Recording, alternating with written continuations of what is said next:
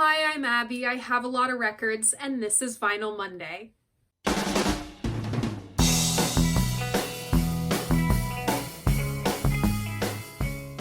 So welcome back, or welcome if this is your first time here. This is the series where once a week I just sit down and talk about the music that I love. So before we get into this week's episode, I had some comments calling me out, coming for my neck in the Instagram version of last week's Vinyl Monday because I had two Weezer albums visible in my shelves, to which I'm going to call myself out even harder because both of those Weezer albums, yeah, they're both Mo-Fi pressings. Beat that! Now that I've called myself out for being the loser nerd that I am, we can get into this week's episode. There is a lot of ground to cover with this artist and with these recordings specifically. So forgive me if this is not an exhaustive overview of all of the recordings from this time period. That would be impossible to do on a Vinyl Monday. That would warrant like a 40-minute individual video, and no, I'm not the person for that right now. This week we are covering the Basement Tapes album from Bob Dylan and the band. So I don't usually talk about an album's position in an artist's discography, but with an artist like Bob Dylan, with such a varied and such an extensive output, we kind of have to do that. So the Basement Tapes album was released after Blood on the Tracks and before Desire. However, this material was recorded after Blonde on Blonde and around the same time as John Wesley Harding. We will get into the ins and outs of that later. Let's take the plastic off right here.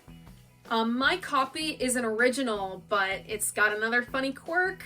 This is a pressing of the record in which sides 1 and 4 are on one disc and sides 2 and 3 are on the other. So this would have been made for an automatic player. So I'm one of those people who can't understand how something works unless I use it for myself, and I've never used an automatic record player before. So thank you to the commenters in my last episode of Vinyl Monday who explained how those models worked for me. I got it totally wrong in that episode, again, because I've seen them, but I've never used them, so thank you. So this cover was shot by Reed Miles in the basement of a YMCA, and the design is by Bob Cato. When you open up the gatefold, we have a continuation of this photography as well as liner notes. So without even putting this record on the turntable, we already have a fun little nugget of Dylan mythology. So Neil Young may or may not be on this album cover. Some say he is, others say he isn't. My response is, how the hell do you miss Neil Young?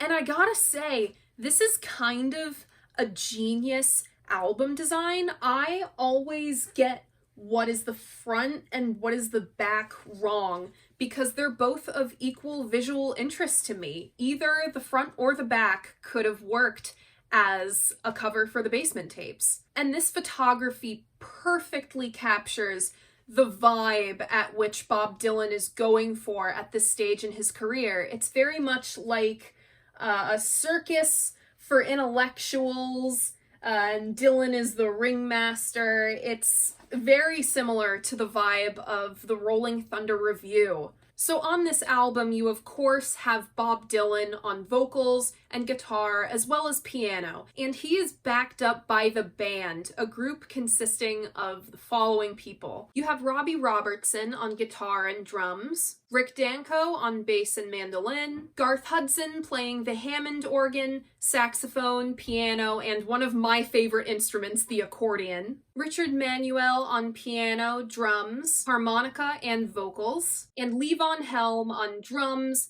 bass, mandolin, and vocals. So I put an asterisk next to Levon's name because he was absent through a lot of the recording of the Basement Tapes. And side note, Why did they need so many people playing the drums? The band started as the Hawks, Dylan's backing band from 1965 to about 1968-ish, and they made appearances with Bob Dylan throughout the 70s. So I first fell in love with the band as Dylan's backing band, specifically through the Royal Albert Hall performances around the release of Blonde on Blonde.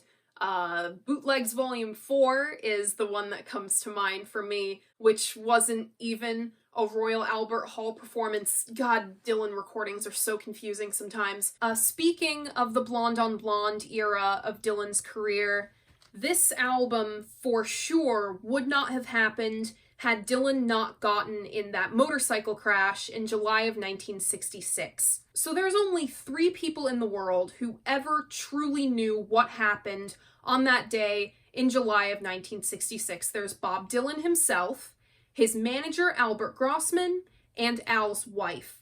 Al's been dead for 36 years.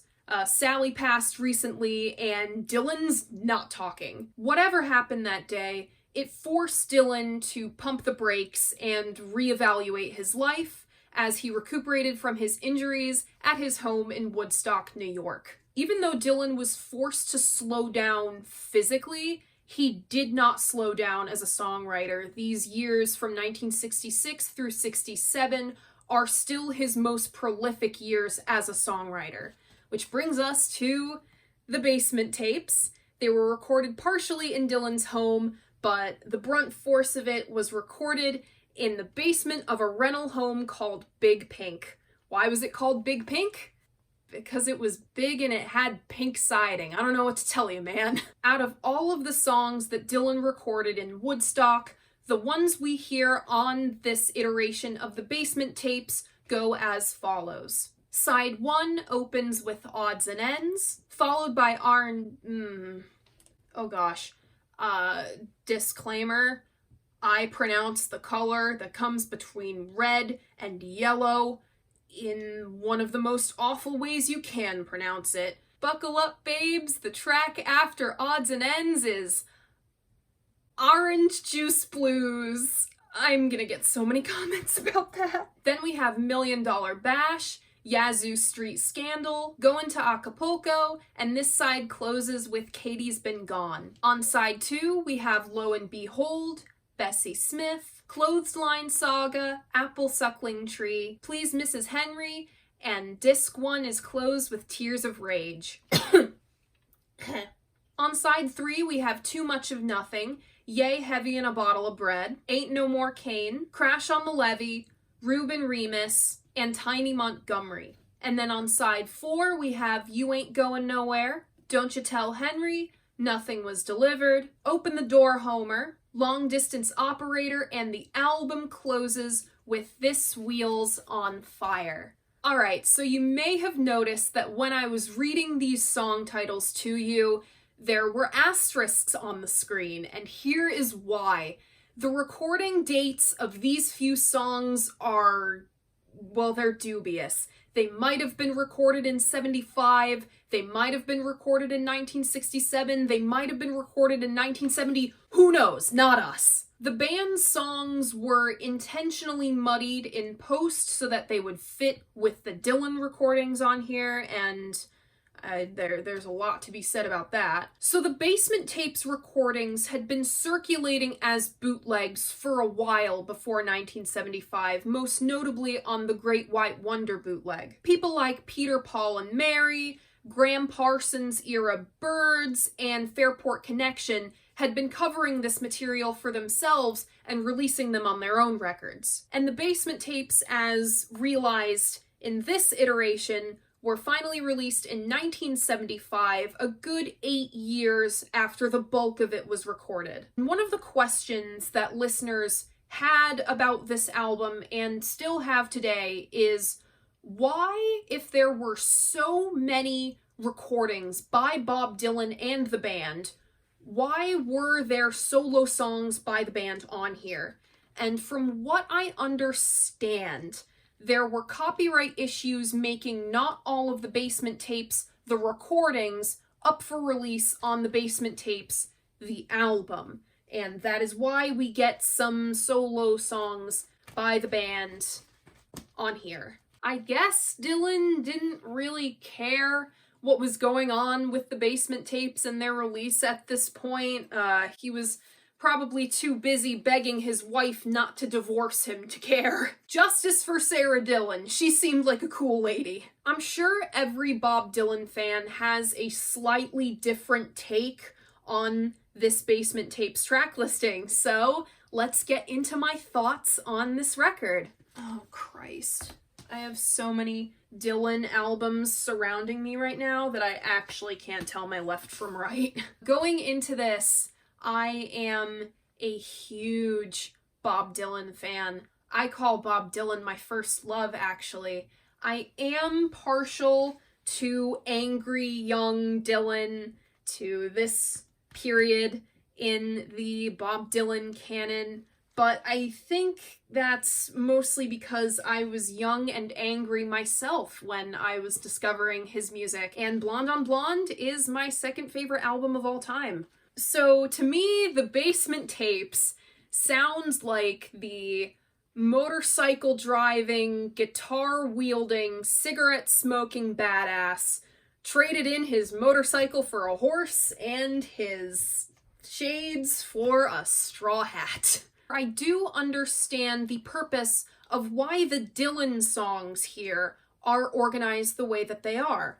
The album starts off with stuff like Odds and Ends and Million Dollar Bash, which sounds the most like Blonde on Blonde. And it ends with the stuff that is most sonically similar, if I can ever fucking find it, to Blood on the Tracks. Remember, the Dylan material here was designed to make sense with the Blood on the Tracks era and not with Blonde on Blonde or John Wesley Harding. So in terms of the Dylan songs on here, the organization is purposeful, and I understand it. And you know, maybe it was for the better that this stuff saw its official release in 1975 and not in the summer of 1967. I'm not totally sure how the Basement Tapes would have sounded alongside stuff like this. I find the Basement Tapes to be the missing link between Blonde on Blonde, my personal favorite Dylan album, and the era of his that I struggle to understand the most, which is John Wesley Harding. So giving the Basement Tapes a listen,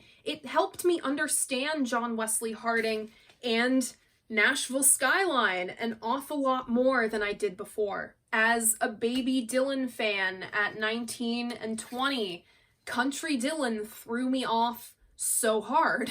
And the bigger Dylan fan you are, the more the Basement Tapes will make sense to you. If I had listened to the Basement Tapes in my initial Dylan binge at age 19, I would have been so confused.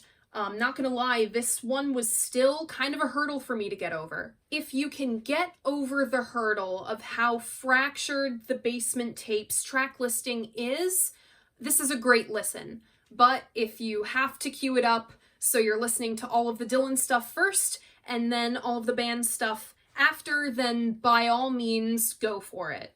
I don't think you'd be harming the flow of the material by doing that at all. The little spell of short songs in the middle, it threw me off because I was used to all the longer rambling songs. That being said, Tiny Montgomery is super cool in the placement where it is in the album. It reads as like intentionally lo-fi. It's cool. But good God, a Dylan recording of I Shall Be Released should be on here. I don't know why the hell it isn't on here.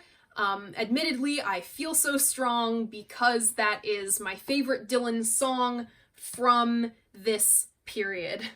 Go listen to Lyra Lynn's cover of I Shall Be Released. It's maybe my personal favorite version, and it's just gorgeous. The band's material on here, sans Dylan, it's good. It's not fantastic. I wouldn't go out of my way to listen to most of it, but it's good.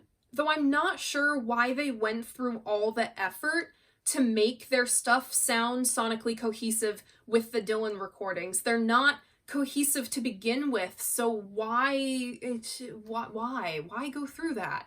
It's extra work when you don't need to. Work smarter, not harder, people. I'm going to make my stance on one of the biggest critiques surrounding this Basement Tapes album.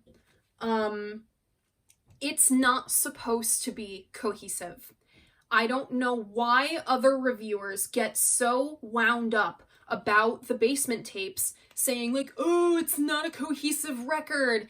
That critique is kind of a waste of time. This is just a bunch of guys hanging out together in a house, making music. Stop trying to make that more than what it is. Not everything Bob Dylan did has to be so prophetic.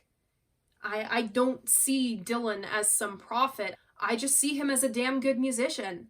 And this is a showcase of that. I love Million Dollar Bash. That one's been stuck in my head for like 3 days, but I'm not gonna lie, Dylan's vocals on that track sound like what I sound like when I imitate Bob Dylan. It ain't me you're looking for, babe. Look up Joan Baez's impression of Bob Dylan if you're not familiar with it. It's priceless. As much as I clown on Dylan's vocals, the yes on Going to Acapulco are a best ever Dylan vocal moment. Those have been burned into my brain forever. Through my listening of the Basement Tapes, I loved hearing the links to other spots in Dylan's discography. Odds and Ends sounds like a leftover from the Blonde on Blonde days. Tears of Rage is a standout track for sure. It sounds like the depressed child of Sooner or Later One of Us Must Know, and the parent of You're a Big Girl Now. And Apple Suckling Tree reads like the child of Obviously Five Believers. Qualms with the track listing aside, this Wheels on Fire is a haunting and perfect closer. Overall, as weird as the Basement Tapes are, it's a really good peek at what Dylan was doing when he disappeared. This was a really important stepping stone to his growth as an artist. This was an intimidating record for me, I'm not gonna lie, but I'm glad I listened to this. I definitely got some new favorite Dylan tunes out of this one. My personal favorites are Odds and Ends, Million Dollar Bash, Going to Acapulco, Tears of Rage, and Too Much of Nothing. And my favorite tunes by the band on here are Ain't No More Cain and Long Distance Operator. And that is it for the Basement Tapes. Please leave a comment letting me know what you think of this iteration of the Basement Tapes, or maybe of the Basement Tapes as a whole if you wish. I love hearing what you guys have to say about the music that I listen to and love. And if you like what I do here, you should like this video and subscribe to my channel. I post new episodes of Vinyl Monday every Monday morning at 11 a.m. Thank you so much for watching, and I'll see you guys next week. Bye!